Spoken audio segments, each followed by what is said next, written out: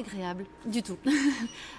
D'un côté, c'est plaisant d'avoir mené à bout un projet aussi monumental à mon échelle, bien sûr. Donc je suis ravie d'avoir réussi à écrire un livre et qu'il soit publié. C'est le premier, hein. C'est mon premier, oui, tout à fait. Mais le processus était vraiment très douloureux parce que d'abord, c'est un processus de création, même si c'est un essai. Et le processus de création, c'est un très long accouchement. Alors, ça m'a pris 3 mois. C'est long, hein, 3 mois d'accouchement.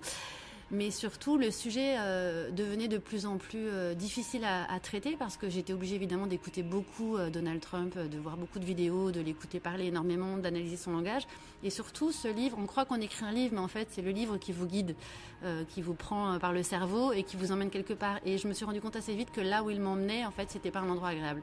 Donc c'était pas vraiment une expérience plaisante, je dois dire. Intellectuellement, ça l'est parce que les recherches, le travail quotidien, c'est un travail agréable, mais le fond et le sujet était plutôt plus douloureux qu'autre chose. Et c'était finalement pas l'overdose à la fin Si, complètement. C'est complètement l'overdose, mais en plus c'est une overdose qui continue parce que c'est pas comme si j'avais écrit sur un personnage historique dont on n'entend plus parler et sur lequel on travaille avec un recul historique, des témoins.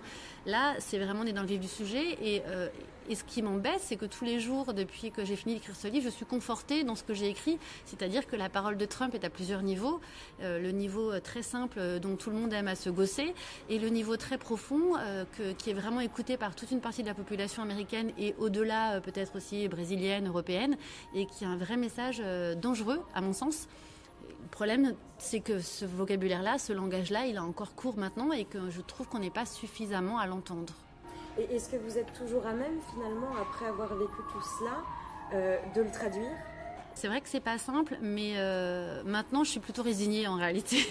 Quand je dois de nouveau traduire, alors c'est souvent des tweets parce qu'il faut être honnête, il y a peu de discours de Trump à traduire. Par contre, des tweets, il y en a vraiment des tripotés. Et souvent, j'ai quand même un petit bout de découragement avant de m'y mettre.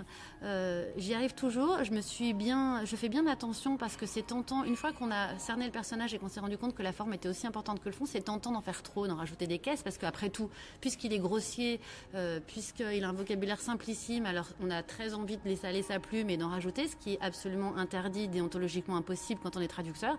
Donc je prends bien garde à avoir ces garde-fous toujours autour de moi. Et comment vous faites justement pour ces garde-fous ? Vous avez des gens qui vous relisent ? Non, pas vraiment, parce que c'est quelque chose d'assez quotidien. Ça fait partie de ma pratique. Finalement, un bon traducteur doit toujours les avoir, que ce soit pour Trump ou pour quelqu'un d'autre, ou même en traduction littéraire. De toute façon, il est toujours très important. Et quelles sont les règles ? Les règles, c'est d'être invisible. Et là, c'est vrai que je transgresse en écrivant un livre dessus, mais quand j'écris ce livre, finalement, je sors de mon rôle de traductrice. Les règles, c'est que le traducteur ne doit pas apparaître. Et c'est d'ailleurs souvent beaucoup le cas, et c'est souvent dommageable parce qu'il apparaît même pas sur la couverture du livre ou à la fin des articles qu'on traduit. Alors avec Slate, j'ai beaucoup de chance parce que c'est un média respectueux qui met toujours le nom des traducteurs, mais c'est pas le cas partout.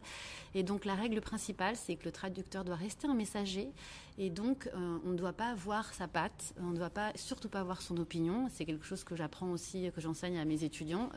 Votre opinion, personne ne veut la savoir, vous l'avez, vous y avez droit bien sûr, mais à aucun moment elle ne doit transparaître. Et c'est une grande difficulté quand on fait de la traduction politique parce que c'est jamais neutre.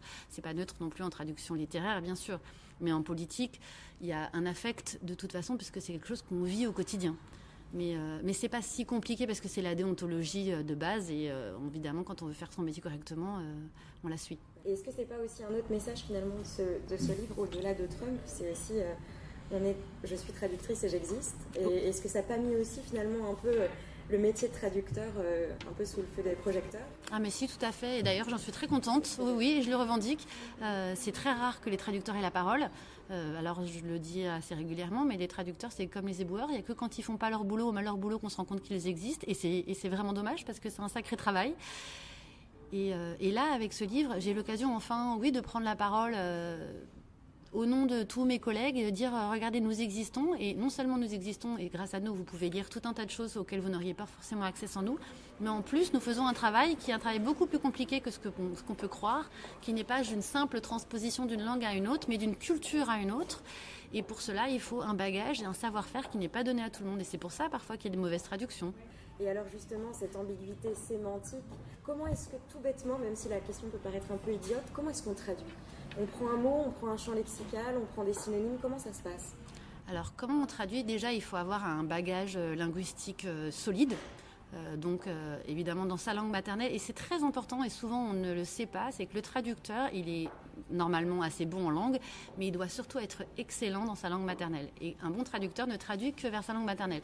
Il y a évidemment des exceptions de bilinguisme natif, mais moi par exemple j'ai appris l'anglais, et donc je ne traduis que vers le français qui est ma langue maternelle. Et donc il faut d'abord et avant tout parfaitement maîtriser sa propre langue, celle dont on possède le plus l'intelligence. Et donc ça, c'est la première condition. La deuxième condition, évidemment, c'est d'avoir un bagage linguistique et culturel très solide dans les langues de travail, donc en ce qui me concerne l'anglais. Et donc un bagage culturel aussi qui inclut un historique, mais aussi la politique, l'actualité, la société, les faits de société. Ça, c'est très important. Ensuite, une fois qu'on a déjà tout ça, on peut apprendre les techniques de traduction, c'est-à-dire comment déverbaliser un discours, prendre le discours qu'on doit ou le texte qu'on doit traduire dans la langue de départ, qu'on appelle la langue source, le déverbaliser, c'est-à-dire se demander quel est le message, qu'est-ce que la personne qui écrit ou qui parle veut dire et comment est-ce que c'est reçu dans sa langue. Et une fois qu'on a trouvé ça, il faut trouver la même sensation dans la langue d'arrivée, donc la langue cible, pour moi le français. Je me dis voilà, comment est-ce que je vais réussir à traduire cette phrase pour que le lecteur français ressente la même chose d'un point de vue intellectuel et affectif que le lecteur anglais ou américain au départ. Donc je vais le transposer et ce ne sera pas forcément une phrase en français qui va ressembler à la phrase en anglais. Peut-être que j'aurai 2 ou 3 phrases alors qu'il n'y en avait qu'une au départ. Peut-être qu'il y aura beaucoup plus ou beaucoup moins de mots. Peut-être que ça ne ressemblera pas du tout à l'original, mais le message sera le même. Et c'est pour ça que ceux qui ne sont pas spécialistes de la traduction parfois disent mais c'est pas du tout traduit correctement. Il n'a pas dit ça en anglais. Regardez, il y avait tel mot et moi je le retrouve pas en français et je sais qu'il se dit comme ça. Oui, mais c'est le message qu'on a traduit, c'est pas les mots. Les mots sont vides. Quand on les décontextualise, ils n'ont pas de sens. Donc on traduit aussi et surtout le contexte. Pour revenir un peu à Trump, j'avais une question sur ce vocabulaire, l'homme au vocabulaire limité ou l'homme au vocabulaire volontairement limité. Quel est votre avis là-dessus ?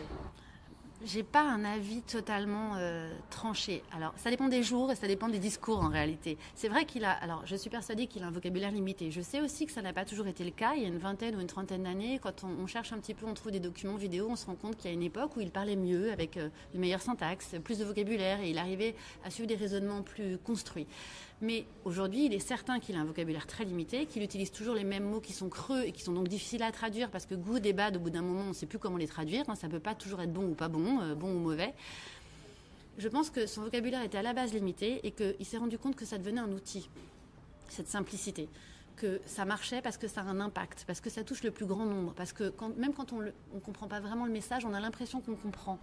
Même un francophone qui a juste une petite base d'anglais, tranquille, croit qu'il peut comprendre ce que Donald Trump dit, puisque Donald Trump va utiliser des mots qu'il connaît, qu'il a appris en 5e, en 4e, au début de son apprentissage de la langue. C'est vrai qu'un discours composé uniquement de good, bad, great, tremendous, sad et too bad, tout le monde peut le comprendre. En réalité, le sous-texte n'est pas si compréhensible que ça. Mais Donald Trump s'est rendu compte que plus il parlait simplement et plus ça avait un impact parce que ça relevait d'une oralité et d'une façon d'invectiver, d'alpaguer les locuteurs, de les attraper par le col pour leur dire « écoutez-moi ». Et une fois qu'il les a attrapés par le col avec ces mots très simples, là, il peut leur transmettre un message peut-être un petit peu plus creusé, fouillé, qui est plus intéressant, mais aussi beaucoup plus inquiétant.